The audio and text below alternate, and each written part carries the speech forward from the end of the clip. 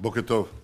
ההחלטה של התובעת בבית הדין הבינלאומי להתחיל בדיקה נגד מדינת ישראל זה שיא של צביעות והיפוך הצדק. אני כבר נתקלתי בתופעות כאלה במהלך שנותיי בשירות הציבורי בייצוגה של מדינת ישראל, גם כשגריר באו"ם, גם כראש הממשלה, אבל ההחלטה של התובעת כאן שייכת לקטגוריה בפני עצמה. היא נותנת לגיטימציה לטרור הבינלאומי בחסות בינלאומית. אנחנו נילחם בזה בכל דרך ונגייס גם אחרים שילחמו באבסורד הזה, והם כבר מתגייסים. אנחנו נגן על זכותה של ישראל להגן על עצמה. אנחנו לא ניתן לחיילי צה"ל לעמוד בפני טריבונל בינלאומי.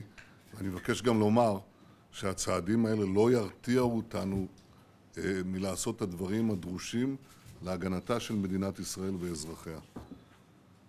אחת הדרכים לפעול מול הצעדים הבוטים הללו היא כמובן לחזק את המדינה.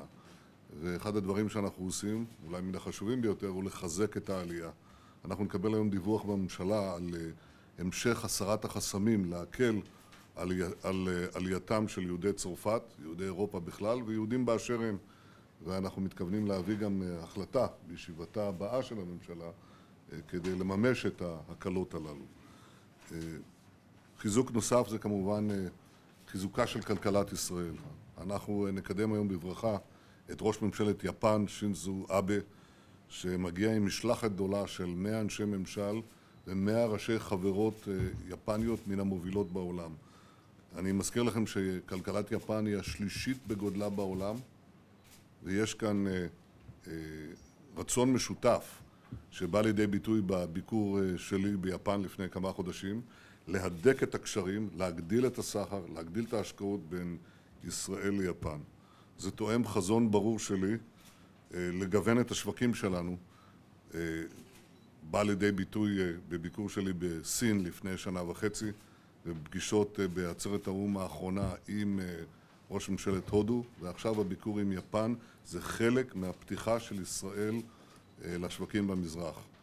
אני מדגיש לשווקים במזרח, לא משום שאנחנו רוצים לוותר על שווקים האחרים, אבל אנחנו בפירוש רוצים להקטין את התלות שלנו בשווקים מסוימים במערב אירופה.